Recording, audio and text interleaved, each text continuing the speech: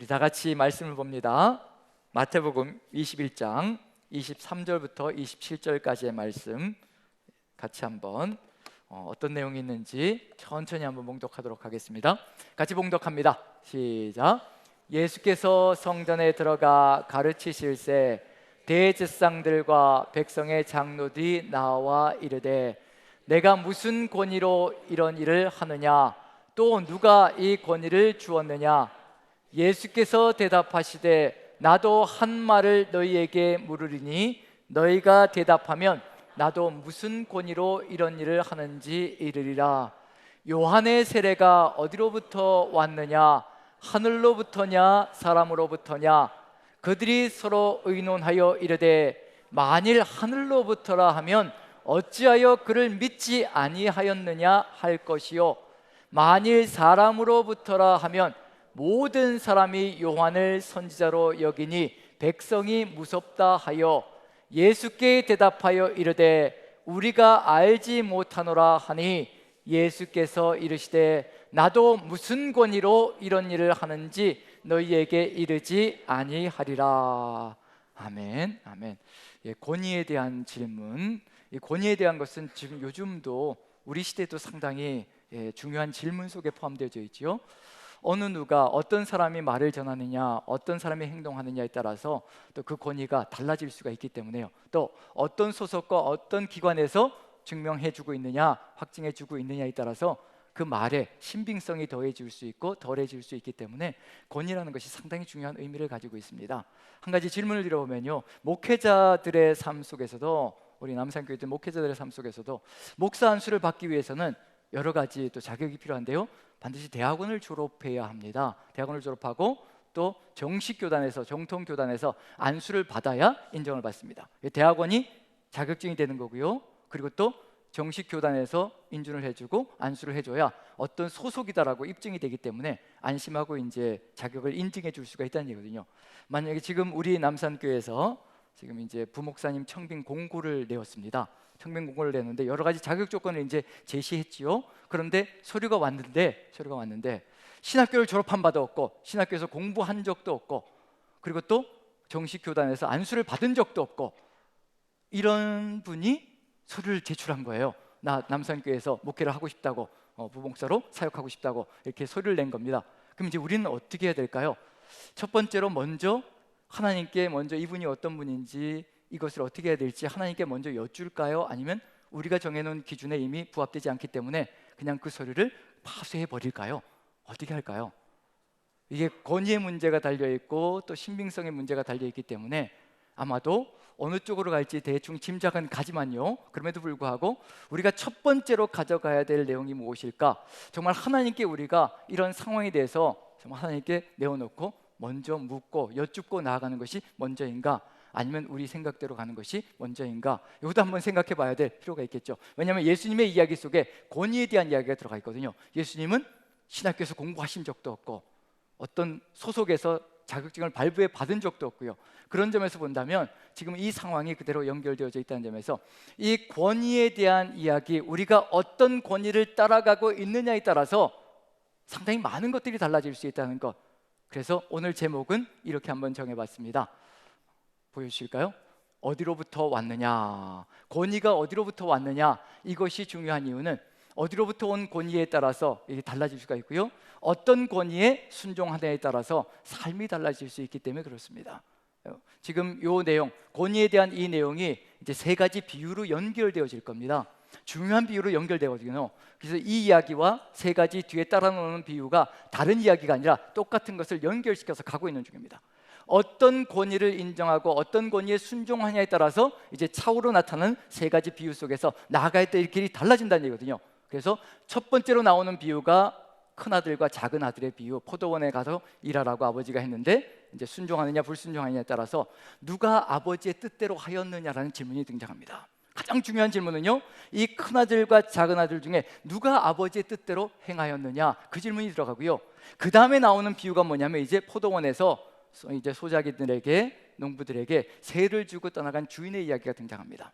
그럼 무슨 얘기가 나올 것이냐면요, 열매 받을 때가 되어서 열매를 받기 위해서 소출을 받기 위해서 이제 종들을 보낸다는 이야기. 그럼 결국 누가 아버지의 뜻대로 행하였느냐, 그 다음엔 또 열매에 대한 이야기가 나오고요, 그 다음에 세 번째 비유는 뭐가 될 것이냐면요, 이제 삶과 죽음의 길이 갈라질 겁니다.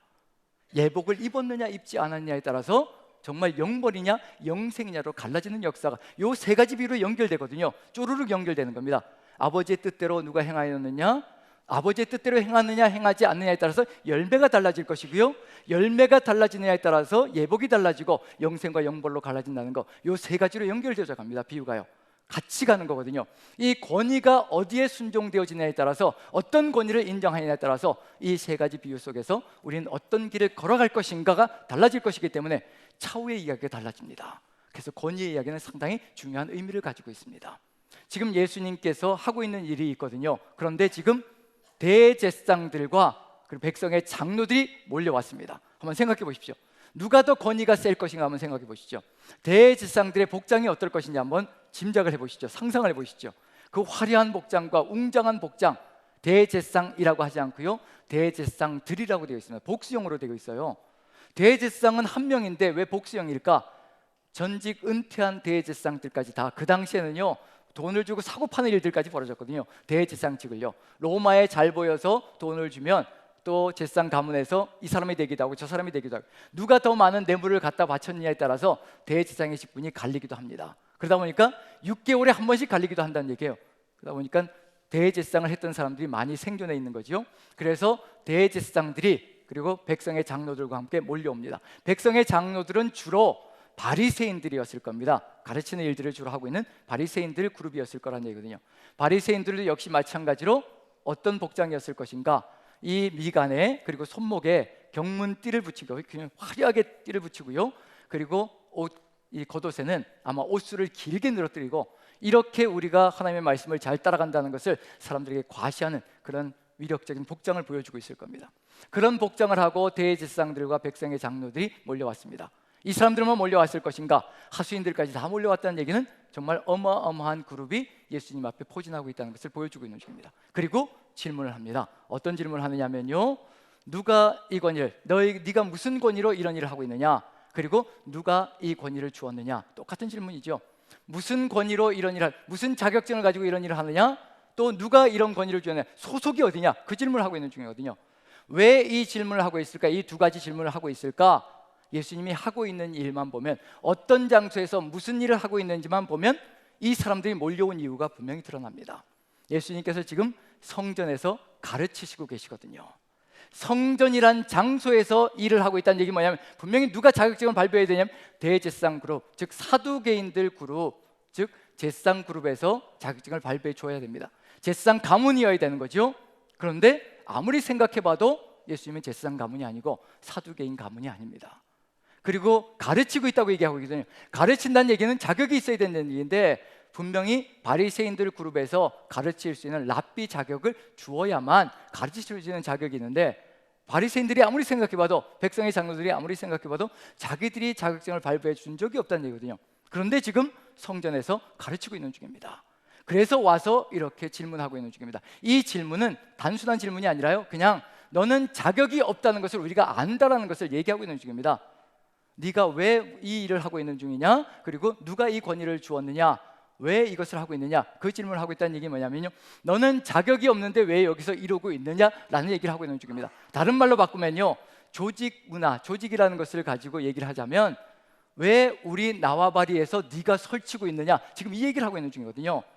여기는 누구의 영역이라는 얘기예요? 우리의 영역이라는 겁니다. 우리의 영역인데 자격도 없이 소속도 없는 존재가 와서 왜 여기서 설치고 있느냐, 그 얘기를 하고 있는 중이거든요. 결국 무슨 얘기일까요? 나가라는 얘기입니다. 나가라는 얘기예요. 쫓아내고 있다는 얘기하고 똑같은 얘기입니다. 너는 무소속이고 무자격이고 돌팔이고 사입이니까 여기서 이럴 자격이 없다는 것을 얘기하고 있는 중입니다. 정말 그럴까 한번 생각해 봐야 될 필요가 있죠. 정말 예수님이 아무 자격이 없고 아무 소속이 없고 아무런 무자격자인가? 그걸 한번 우리가 생각해 봐야 되겠죠. 그렇다면은 문제가 되겠지만, 하지만 한 가지만 생각해 봐도 분명히 달라질 수 있을 것 같습니다. 예수님께서 지금까지 행하신 모든 일들을 살펴보고 어떤 일을 벌이셨는가, 어떤 행동을 하셨는가, 어떻게 가르치셨는가, 이런 것들만 살펴보아도 분명히 느낌이 오는 게 있을 거라는 얘기거든요. 그러면 해야 될 일은 뭐냐면, 이분이 하는 일들이 이와 같이 하나님의 뜻을 이루어가고 있는 일을 하고 있는 중인데, 그런데 아무도 자격을 준 사람은 없습니다. 하나님, 이게 도대체 어떤 일입니까? 어떻게 바라봐야 되겠습니까?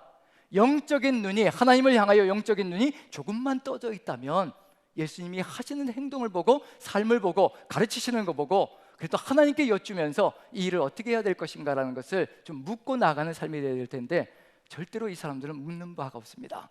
그저 우리의 영역이니까 쫓아내려고 하는 일이 벌어지고 있다는 얘기거든요. 저도 요 근래 보면서 저 자신이 좀 부끄러움을 느꼈던 적이 있는데, 어떤 사람의 이야기를 읽으면서요, 좀 미담을 읽으면서, 한 사람의 미담이었는데 이 사람이 살아가는 삶이 너무도 아름답고 너무도 이 목회자로서 부끄러움을 느낄 정도로 참 정말 잘 살아가고 있는 삶이어서 조금 한번 같이 나눠보려고 합니다. 그 이야기만 들어도 제 마음속에 느껴지는 게 있거든요. 제가 어떻게 살아야 될 것인가에 대해서 제가 다시 한 번 더 점검하게 되는 그런 이야기였다는 점에서 한번 같이 나눠보려고 합니다. 지난 금요일 날 인터넷 뉴스를 보았는데 문영호라는 분입니다. 전직 강력계 형사였던 분이에요. 전직 강력계 형사니까 여러 가지 사건 사고가 얼마나 많았겠어요. 근데 그 중에 참 많은 사건들을 이야기하는데 주로 어린 청소년들과 어린 아이들과 연루된 사건들을 이야기합니다. 이분이 그 마음이 굉장히 강했던 것 같아요. 강력계 형사임에도 불구하고 아이들을 향한 마음이 상당히 컸던 것 같습니다. 어떤 내용이냐면요, 올 6월달쯤에 대구에서 이제 결혼식이, 20대 회사원의 결혼식이 있었는데, 한 형제 결혼식이 있었는데, 이분이 이제 문영호라는 분이 참석해서 흐뭇한 미소를 지으면서 그 결혼식을 처음부터 끝까지 관람을 했다는 겁니다. 그 내용인 사연이 뭐냐면요, 신랑이 초등학교 6학년 때 문방구에서 물건을 훔쳤답니다. 그래서 물건을 훔쳤다는 신고가 들어가니까 이분이 이제 형사니까 가게 된 거죠. 가서 얘기를 들어보니까 이 아이가, 초등학교 6학년 이 아이가 보육원에서 생활하고 있는 아이들하는 거예요. 그래서 너무 안타깝고 치근하기도 하고, 그래서 이 아이가 훔친 물건에 대해서 본인이 사비를 다 들여서 이제 변상을 하고, 선처를 해주기를 간절히 소망하면서 부탁을 하고, 그러면서 이제 보육원으로 돌려보내고, 그걸로 끝나는 것이 아니라 계속해서 이제 본인이 신경 쓰면서 만나고 같이 다독이고 그리고 보살피고 하면서 이 청년이 이제 건실하게 자라서, 정말 이렇게 결손 가정 속에서 보육원에서 자랐음에도 불구하고 건실하게 자라서 이 청년이 되어서 좋은 아내를 만나서 이렇게 결혼하게 되었고, 감사해서 이분을 초청해서 이제 그분에게 절하고, 이런 일들이 벌어졌던 겁니다. 이분의 삶이 이런 사건 하나만 있는 것이 아니라요, 수없이 많은 사건들 속에서 이와 같은 일을 했다고 합니다. 20여 년의 세월 동안에 112 아동 청소년 사랑회라는 봉사단체를 만들어가지고 지금도 64세인데 은퇴를 했는데도 불구하고 지금도 회장직을 맡으면서 그 일을 이루어 나가고 있습니다.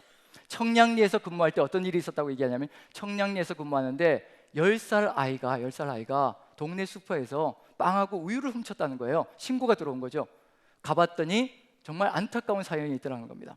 아버지가 어떤 사람이었냐면 본인이 맡았던 사건에 변사체로 발견된 사람이었다는 거예요. 그냥 밖에서 죽은 거지요. 40대의 나이에 그렇게 변사체로 죽고, 아내는 없고, 그 다음에 또 할머니가 이 아이를 키우고 있는데, 할머니가 경제 능력이 없어서 지하 단칸방에서 키우고 있는 중인데 경제 능력이 없는 거예요. 밥을 제대로 해주질 못하니까 애가 굶주려서 이제 슈퍼에 가서 빵하고 우유를 훔친 겁니다. 사연이 너무 딱해서 이제 어쩔 수 없이 할머니가 키울 수가 없으니까 이제 보육원으로 잘 연결해서 보내주고, 그 다음에도 계속 연결시켜서 이제 돌봐주고, 그렇게 만나서 이야기하고, 그러고 나서 18살이 되면 보육원을 나가야 되거든요. 나가게 되는데 기반이 없으니까 본인이 이제 월세를 얻을 수 있는 돈을 100만 원을 해서 이제 월세를 얻게 해주고, 그리고 나서 이제 계속해서 보살펴주면서 요리에 관심이 많아서 이제 일식 요리사 자격증을 취득할 수 있도록 도와주고요. 그 다음에 이제 지금은 이제 일식 요리사가 되어서 결혼해서 행복하게 잘 살고 있는 가정을 꾸려가고 있다는 얘기를 또 했고요. 거기에 덧붙여서 또 18살 청소년이 저지른 범죄가 있는데, 18살 청소년이 이 호르몬이가 키우고 있었고, 아버지는 없고 호르몬이가 키우고 있었고, 그리고 또 이제 노점상을 하시면서 이제 아이를 힘겹게 키우고 있는 거예요. 근데 이 18살 청소년이 친구들이 오토바이 타면서 재미있게 즐겁게 신나게 노는 것을 보고 그게 너무 부러워가지고 본인도 오토바이를 훔쳐서 이제 그걸 타고 논 겁니다. 그리고 붙잡힌 거죠. 이건 어쩔 수 없는 이제 18살이기도 하고 이제 절도를 한 거니까 구속될 수밖에 없거든요. 그래서 구속영장을 신청하고, 그 다음에 너무 딱하니까 이 아이가 정말 너무 부러워서, 뭔가 훔치려고 악해서 그런 게 아니라 너무 부러워서 자신도 그렇게 한번 누려보고 싶어서 그랬다라는 그 이야기를 듣고 너무 안타까워서 자기 사비 300만 원을 들여서 변호사를 선임해 가지고 제발 이 아이가 구속되지 않고 기소유예가 될 수 있도록 좀 해달라고, 그래서 선처를 해달라고 이렇게 해서 변호사를 선임해서 또 이 아이를 변호를 하고, 그렇게 해서 결국 기소유예가 되고 이 아이는 감옥에 가지 않고요. 그리고 나서 수년 동안 헤어져 있었다는 거면 소식을 모르고, 그런데 나중에 이제 아내와 함께 한 청년이 이제 왔더라는 거예요. 그리고 얘기하더라는 겁니다. 자기가 그때 오토바이를 훔쳤던 그 사람이라고, 그 덕분에 이렇게 지금 결혼해서 잘 살게 되었다고. 그리고 나서 절을 하는데 서로 그냥 손을 맞잡고 울었다는 겁니다. 너무 감격스럽고 감사해서.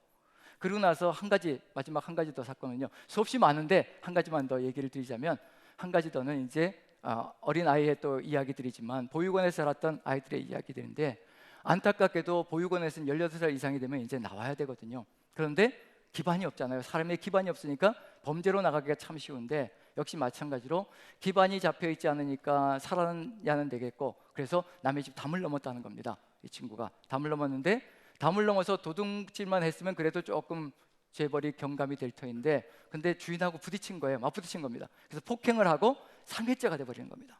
그래서 중벌이 된 거죠. 어쩔 수 없이 구속될 수밖에 없는 상황이었고요. 아무리 선처를 해도 이제 실형을 살아야만 되는 그런 삶이 될 수밖에 없었습니다. 그때 이제 실형 선고를 하고 이렇게 갈 때 신신당부를 했다는 겁니다.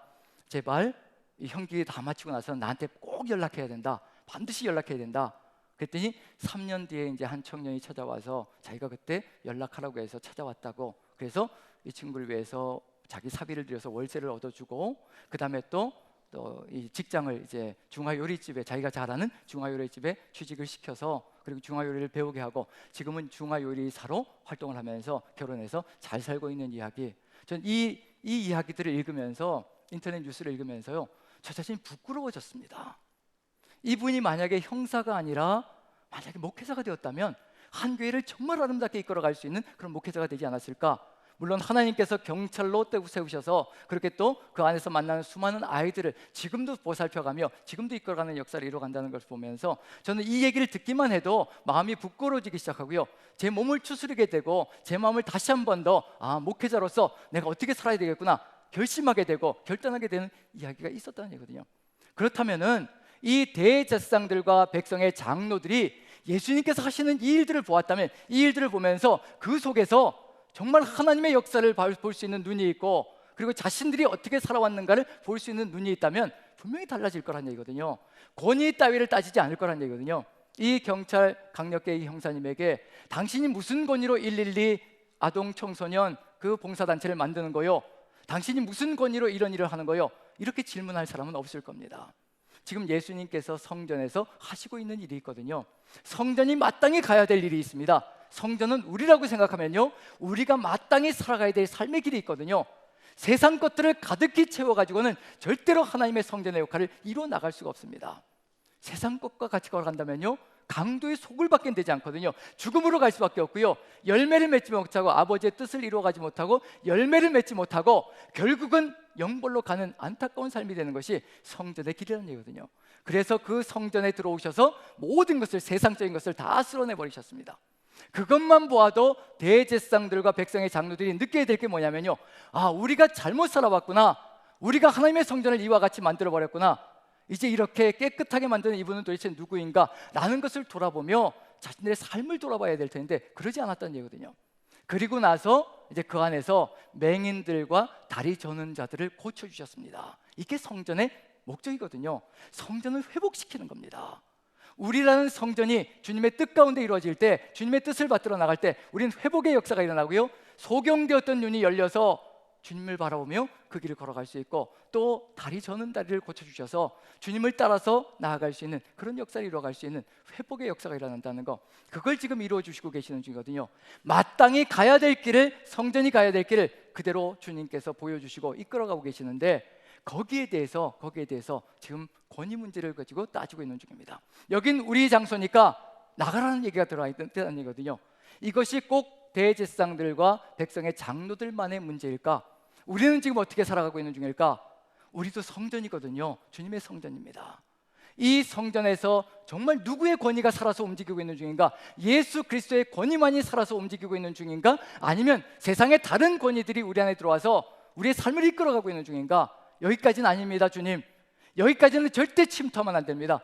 여기까지는 양보할 수 있지만 여기는 절대로 더 이상 양보할 수 없습니다 라고 고집을 부려대며 주님의 권위에 우리가 정말 절대적으로 순종하고 있는지 아닌지 그것도 우리가 돌아봐야 될 필요가 있을 것 같습니다. 지금 그 이야기를 하고 있는 중입니다. 2000년 전에 일어났던 그 사건을 이야기하는 것이 아니라 지금 이 성경을 읽고 있는 우리가 지금 어떤 권위에 순종하며 나아가고 있는 중인가, 그 권위에 전폭적으로 순종하고 있는 중인가 아닌가, 그 질문을 하고 있는 중이거든요. 정말 우리의 입술 고백을 통하여서 여호와는 우리의 목자이시니 우리의 부족함이 없습니다라고 고백하며 나아가는 것이 우리의 삶인지, 오직 하나님 한 분만이 우리의 목자가 되시고 예수님께서 우리의 목자가 되시니 저는 부족함이 없습니다, 다른 어떤 권위에도 순복하지 않을 것이며 오직 주님만 바라보며 나아갈 것입니다, 그 고백을 하며 나아가고 있는 것인지, 아니면 다른 어떤 권위들에 또 순종하며 나아가고 있는지. 시편 20편에는 이런 고백이 있습니다. 어떤 사람은 병거, 어떤 사람은 말을 의지하나 우리는 우리 하나님의 이름만 의지하리이다, 우리 하나님의 이름만 자랑하리이다 라고 고백하는 내용이 들어가 있습니다. 세상을 살다 보면요, 병거의 위력도 필요할 것 같고 말의 위력도 필요할 것 같고요, 물질도 필요할 것 같고, 그리고 힘도 권력도 필요할 것 같고, 그리고 나를 보호해 줄 수 있는 보호막이 세상 속에서 있으면 좋겠다라는 그런 생각할 때가 참 많습니다. 그게 병거가 되고 말이 되는데, 어떤 사람은 그 병거를 의지할 것이고 어떤 사람은 말을 의지할 것이나 우리는 우리 하나님의 이름만 자랑할 것이라고 하는 이 고백이 왜 가능할 수 있을 것인가? 누구의 권위만 바라보기 때문에 가능할까요? 야곱의 하나님이 꾸짖으시니 병과 말도 일시에 깊이 잠들었나이다. 이 세상 위력을 일순간에 잠재울 수 있는 분, 오직 하나님 그분만이 우리의 주권자가 되신다면 우리는 이 세상 속에서 능히 이기며 상하는 존재가 될 것이라는 것. 우리 하나님은 어떤 분이신가? 오늘도 전능하신 하나님을 우리가 찬양했습니다. 하나님은 전능하시다라고 고백했거든요. 그 전능하신 하나님은 열방을 통해 물 한 방울같이 여기시고, 그리고 섬들을 물 위에 떠오르는 먼지같이 여기시는 분, 그 전능자시라는 얘기거든요. 열방은 물 한 방울 정도밖에 안 되고요, 그리고 섬들은 먼지 하나 정도밖에 안 되는 분, 그 전능자 하나님이 우리와 함께 하시면 우리가 능히 세상을 이기며 나갈 것이라는 것. 그 하나님의 권위에, 그 예수님의 권위에 우리의 모든 것을 다 내어드릴 때 우리는 다른 삶을 살아갈 수 있다는 것.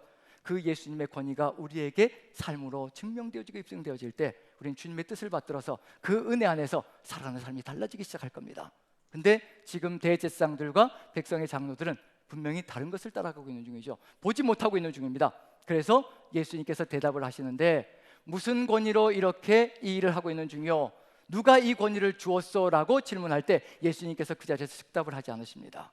분명히 예수님의 권위는 하나님께로부터 왔고요, 예수님이 하나님이시라는 건 분명하거든요. 그런데 즉답을 하지 않으십니다. 왜냐하면 즉답을 해보아야 알아먹을 인생들이 아니기 때문에 즉답을 하지 않습니다. 그리고 질문을 하십니다. 내가 묻는 질문에 너희가 대답하면 나도 너희에게 대답해 줄 것이라. 너희가 대답하면, 이 얘기는 무슨 얘기일까요? 너희가 대답하면 너희가 어떤 권위 아래에 있는지 그것이 입증이 될 것이라. 너희의 대답에 따라서 어떤 권위를 따라가고 있는지 그게 보여질 것이라는 얘기거든요. 예수님께서 그래서 질문을 하십니다. 그 질문의 대답 여하에 따라 이 사람들이 서 있는 권위의 바탕이 드러날 것이고요, 우리에게도 동일한 질문을 하십니다. 어떤 질문인가요? 세례 요한의 질문이, 요한의 세례가 어디로부터 왔느냐? 하늘로부터 왔느냐? 사람으로부터 왔느냐? 지금 우리에게도 똑같은 질문을 하고 계십니다. 우리가 받은 그 세례가 하늘로부터 온 것인가? 아니면 사람으로부터 온 것인가? 세상으로부터 온 것인가? 여기에 대답에 따라서요, 우리가 어떤 삶을 살아갈지가 논증이 되어진다는 얘기거든요. 지금 예수님께서 묻는 이 질문, 어디로부터 왔느냐? 우리의 근원이 어디냐? 믿음의 근원이 어디고 삶의 근원이 어디고 우리의 생명의 근원이 어디냐? 이 질문을 하고 계시는 중입니다. 여기에 대해서 대답에 따라서 같이 갈 수 있느냐, 같이 갈 수 없느냐가 결판이 되어집니다.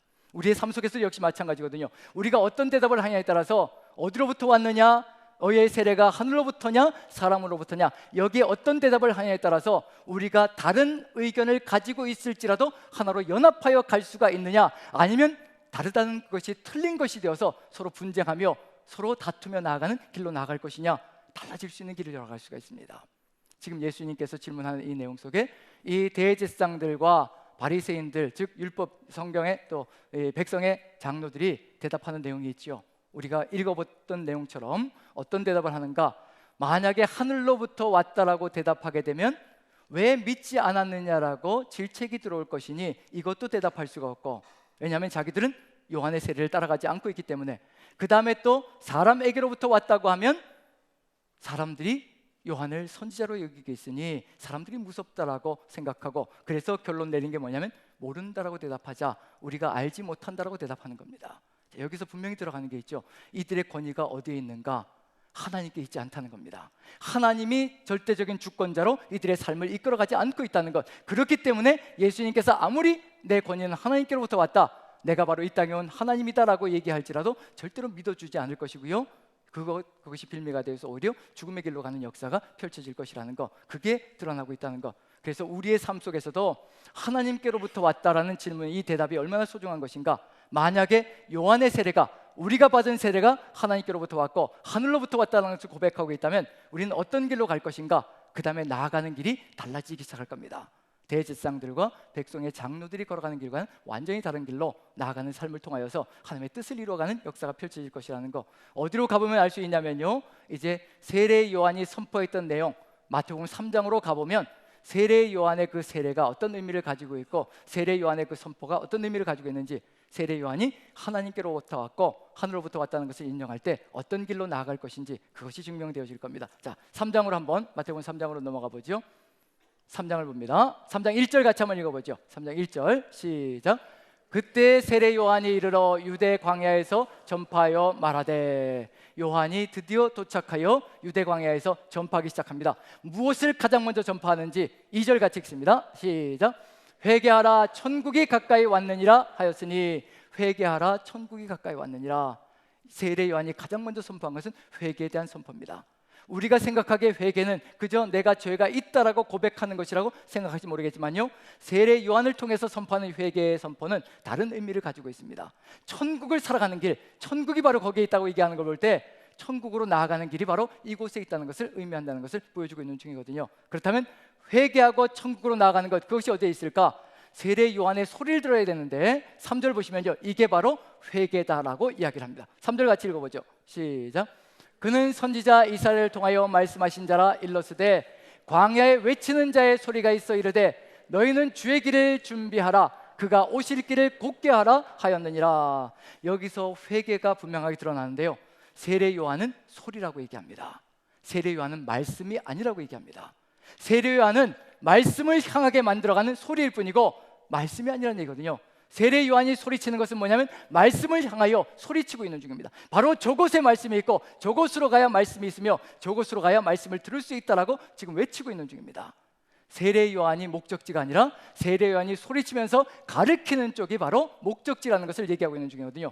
주의 길을 예배하고 있고 오실 길을 준비하고 있는 것, 바로 메시아 예수 그리스도의 길을 준비하고 있는 중입니다. 누구에게로 가야 될 것인가? 말씀이신 예수 그리스도에게로 나아갈 때 천국이 그 안에 있다는 것을, 그 말씀의 권위에 순종하며 나아갈 때 천국이 있다는 것을 보여주고 있는 중입니다. 그래서 회개는 무엇이 될 것인가요? 회개는 바로 예수님께로 돌이키는 겁니다. 다른 것을 얘기하는 것이 아니라 예수님을 전폭적인 주권자로 믿고 확신하며 따르고 나가는 것, 그것이 바로 우리가 회개하는 것이라는 것. 우리가 회개했다고 하면서 다른 권위들을 따라가며 나아갈 때 이미 우리는 아직도 회개해야 될 것이 많다는 것을 보여주고 있다는 것을 얘기하고 있는 중입니다. 오직 예수 그리스도의 전폭적인 주권에 우리의 모든 것을 내어놓을 때 다른 길을 걸어갈 수 있고 천국의 삶을 이루어갈 수 있다는 것을 얘기하고 있는 중입니다. 자, 그렇다면 대제사장들과 백성의 장로들, 바리새인들이라고 얘기하죠. 대제사장들은 사두개인 그룹입니다. 이 사람들은 지금 어떤 길을 걸어가고 있는가? 그 뒤를 따라갔다간, 그들의 권위를 따라갔다가는 어떤 일이 벌어질 것인가? 7절부터 한번 읽어보죠. 7절부터 같이 한번 읽어봅니다. 7절 같이 한번 읽어보죠. 시작. 요한이 많은 바리새인들과 사두개인들이 세례 베푸는 데로 오는 것을 보고 이르되, 독사의 자식들아, 누가 너희를 가르쳐 임박한 진도를 피하라 하더냐. 사두개인들과 바리새인들, 바리새인들과 사두개인들, 대제사장 그룹과 그 다음에 백성의 장로들 다 뭉쳐져 있는 겁니다. 여기에 똑같이 들어가 있는 것이고요. 그런데 이들이 어떤 존재들인가? 독사의 자식들이라고 얘기합니다. 그 권위를 따라가고 그들의 말을 따라가다 보면 사단의 자식이 될 것이고 결국 죽음으로 갈 수밖에 없는 역사가 펼쳐진다는 것을 그대로 얘기하고 있는 중입니다. 회개가 일어나야 된다는 것, 회개가 반드시 선행되지 않는다면, 회개가 일어나지 않는다면요, 절대로 이것을 벗어날 수 없다는 것을 이야기하고 있는 중입니다. 그리고 회개가 이루어질 때 8절 보시면요, 이런 일이 벌어진다고 얘기합니다. 같이 읽어봅니다. 시작. 그러므로 회개에 합당한 열매를 맺고, 회개가 일어나게 되면 예수님께로 삶을 바꿔놓는 겁니다. 오직 예수님의 은혜만, 예수님의 뜻만 받드는 삶으로 나가는 역사가 펼쳐질 것이고요. 그렇게 되면 당연히 아버지의 뜻 따라가게 될 것이고 맺는 열매가 달라지기 시작할 겁니다. 하나님이 맺어가는 그 열매가 삶 속에서 분명히 달라질 것이라는 걸 보여주고 있는 중이죠. 우리가 지금 어떤 열매를 맺고 있느냐에 따라서, 우리의 삶의 뒤안길을 돌아보며 어떤 열매를 맺고 있느냐에 따라서 우리가 지금 누구의 권위를 인정하며 누구의 권위를 순복하며 그리고 순종하며 걸어가고 있는가, 그것이 증명되어지고 입증되어지는 역사가 펼쳐집니다. 바로 두 가지 속에서 이제 회개에 합당한 열매, 회개가 올바르게 일어났을 때 어느 쪽으로 갈 것인가, 9절인가 11절인가. 올바른 회개가 일어나지 않으면 9절로 갈 것이고요, 올바른 회개가 일어난다면 11절로 갈 겁니다. 자, 9절 같이 한번 읽어보죠. 이렇게 주장하고 있습니다. 같이 한번 읽습니다. 시작. 속으로 아브라함이 우리 조상이라고 생각하지 말라. 내가 너희에게 이르노니 하나님이 능히 이 돌들로도 아브라함의 자손이 되게 하시리라. 유대인들이 생각하는 건 우리는 아브라함의 후손이라는 겁니다. 이미 유대인으로 태어난 것이 구원이고 이것이 바로 이 세상 속에서 의롭다는 것을 인정받은 것이라는 것, 그걸 자랑하고 있는 중이거든요. 이건 우리 시대에 무엇과 흡사하다고 볼 수 있냐면요, 나 어느 교회에 다녀라는 것이 자랑이 될 때가 있습니다. 나 이 교회 다녀, 나 저 교회 다녀. 이 교회가 대형 교회일수록, 그곳에 더 훌륭한 목사님이 있을수록 이제 달라질 수가 있겠죠. 어떤 교회에 다닌다는 것이 훈장이 되고 어떤 교회에 다닌다는 것이 그것이 구원인 것처럼 착각할 때가 있습니다. 지금 유대인들도 역시 마찬가지로요, 우리가 유대인이고 아브라함의 후손으로 태어났다, 이게 자랑거리가 되고 이렇게만 살아가면 우리는 무슨 짓을 해도 우리는 구원이 있다라고 생각하는 그 안타까운 모습들이 그대로 보여주고 있습니다. 혈통도 민족도 나라도 절대로 구원의 길이 아니라는 것, 회개가 일어날 때, 바로 예수 그리스도께로 나아갈 때 반드시 우리의 구원이 열려지고 우리의 구원이 이루어진다는 걸 보여주고 있다는 얘기거든요. 그래서 11절로 같이 가봅니다. 같이 한번 읽어보죠. 시작. 나는 너희로 회개하게 하기 위하여 물로 세례를 베풀거니와 내 뒤에 오시는 이는 나보다 능력이 많으시니 나는 그의 신을 들기도 감당하지 못하겠노라. 그는 성령과 불로 너희에게 세례를 베푸실 것이요. 세례 요한이 세례를 베푸는 것은 회개하기 위해서, 돌이키기 위해서.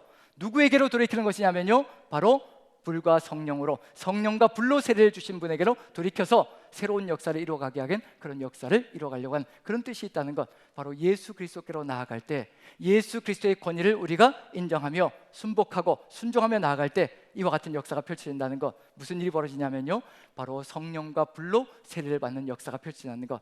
지금 우리가 어떤 길을 걸어가고 있는 중인가? 우리는 지금 물로 세례받은 존재들입니다. 이미 물로 세례받았고요, 우리가 세례받은 것이 어디로부터 왔느냐라고 하나님께서 질문하실 때 하나님으로부터인가 사람으로부터인가 라는 것에 어떻게 대답하느냐에 따라서 우리의 삶의 길이 달라질 수가 있습니다. 우리의 세례는 하나님께로부터 왔다면 우리는 이미 무엇이 이루어진 존재냐면요, 이미 성령과 불로 세례를 받은 존재들입니다.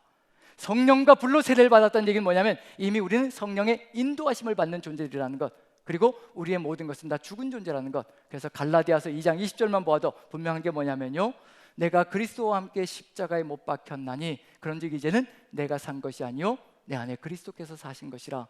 이제 내가 육체 가운데 사는 것은 나를 사랑하사 나를 위하여 자기 몸을 버리신 예수 그리스도를 믿는 믿음 안에서 사는 것이라.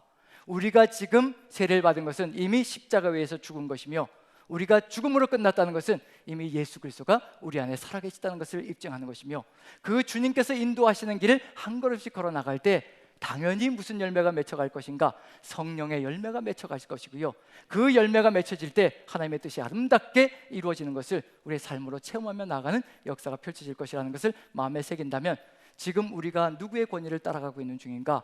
우리가 지금 살아가는 삶의 여정 속에서 어떤 열매가 맺혀지고 있는가를 바라보며 우리가 나아가야 될 길이 무엇인지, 즉 예수 그리스도만을 우리의 구주로 모시며 우리가 고백하며 나아가는 그 삶의 길로 결단하며 다시 한 번 더 회개해야 될 수 있는 것, 회심의 길을 걸어가야 되는 것도 있을 수 있다는 얘기입니다. 오늘 저와 여러분들 하나님의 뜻을 받들어서 오직 우리의 세례가 정말 하나님께로 왔다는 것을 우리가 믿고 확신한다면, 이제 예수 그리스도만이 우리의 주시고 우리의 그리스도 구원자시라는 것을 마음에 새기며 주님께 전폭적인 의지를 드리고 주님과 함께 동행하며 아름답게 하나님의 뜻을 이루어가며 아름답게 열매 맺는 저 여러분들 되시기를 간절히 축원드립니다. 우리 같이 기도하는 시간을 갖겠습니다. 지금 우리는 어떤 권위를 우리의 마음을 다하고 목숨을 다하고 뜻을 다하여 따르고 있습니까? 어떤 권위를 따르느냐에 따라서 삶의 열매가 달라지고 우리의 삶의 길이 달라진다는 것을 마음에 새기며, 우리가 주 예수 그리스도의 그 권위 앞에 모든 것을 내어놓고 우리의 의지를 다 굴복하며 오직 주님의 은혜에 무릎 꿇는 우리 모두가 될 수 있게 하여 주시기를 위하여 간구했으면 좋겠습니다. 예수 그리스도가 누구이신지를 깨닫게 도와주시고 주님의 권위가 얼마나 전능한 것인지를 느끼게 도와주셔서 우리가 주님 앞에 무릎 꿇고 주의 뜻을 받드는 존재가 되게 도와주옵소서. 아버지의 뜻을 받들어 아버지의 아름다운 열매를 맺는 공동체 되게 도와주시옵소서. 다 같이 한 목소리로 기도합니다. 기도하겠습니다. 사랑의 하나님, 우리 하나님께서 함께 하시고 은혜로 인도하여 주시어서 우리가 삶을 살아가며 이 세상의 수많은 것들을 바라볼 때가 참으로 많습니다. 하나님 도와주시옵소서. 오직 주님의 권위 안에 우리가 있다는 것을 깨닫게 도와주시고 예수 그리스도 안에서 우리가 주의 뜻을 받들어 나아가는 삶을 걸어갈 수 있도록 주여 축복하시고 인도하여 주옵소서. 오직 주님의 권위만 인정하며 그리고 마음속에 새기며 믿음으로 걸어갈 수 있게 주의 성령께서 함께하여 주시어서 오직 주의 뜻을 받드는 귀한 삶으로 아름다운 열매를 맺는 우리 공동체 되게 도와주시옵소서. 우리 주님께서 함께 하시며 그 권위 아래 나아갈 수 있도록 이끌어 가실 줄로 믿고 우리 구주 예수 그리스도 귀하신 이름 받들어 감사드리며 기도합나이다. 아멘.